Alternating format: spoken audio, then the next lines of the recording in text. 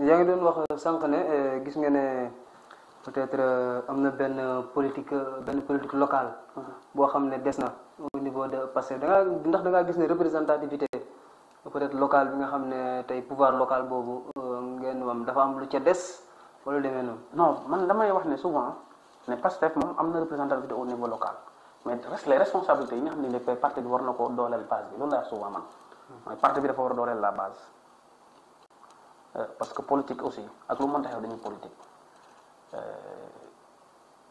et boo sàgganee ba tey base bi nga ñàkk leen tey mën nga gëm ne le pouvoir la mën nga ko ñàkk. di nga ñàkk pouvoir central nga ñàkk pouvoir bi.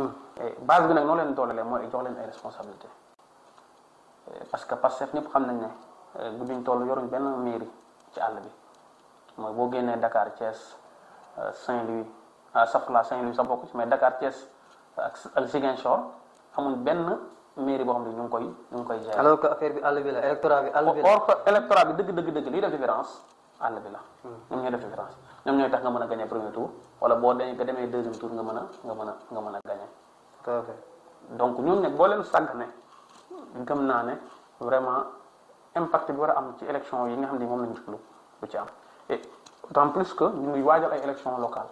kon jot na ñu base boobu noonu ñu dooleel leen à travers les coordinateurs communaux ñi nga xam ne nii vraiment war nañ ci mën a am ay ndombal tànk ñu jox leen ay ndombal tànk ñu téye mais aussi ñi nga xam ne nii ay responsables lañ nekk dans les communes aussi mën a am yenn compétence tamit ñu jox leen ay postes de responsabilité ñooñu tamit suba ñoo mën a dimbale commune bi pour ñu mën a faire face ñi nga xam ne à nos adversaires ou bien à nos opposants mais suñ ko deful nag tey jii nii dañ fragiliser la base te buñ fragiliser la base gëm naa ne dañuy fragiliser le parti. et jàmbat boobu nag c'est unanime ñëpp ci d'accord parce que tous les coordinateurs communaux tous les responsables de la base ñëpp d'accord ne vraiment am na des na gëdd bu ñu war a jox la base.